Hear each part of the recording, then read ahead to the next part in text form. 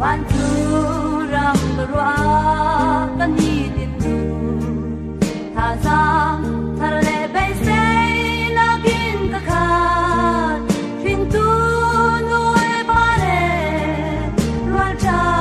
du dot ni ta an ne na van sui kwa ka the na ding ram ki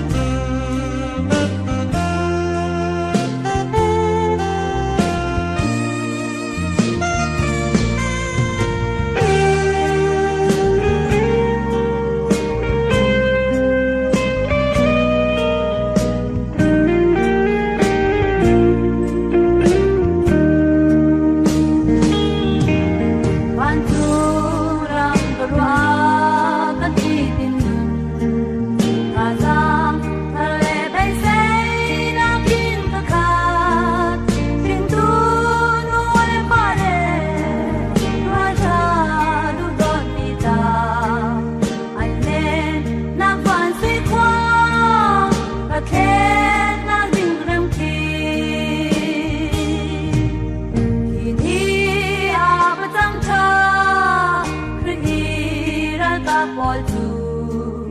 kei an tuan ni.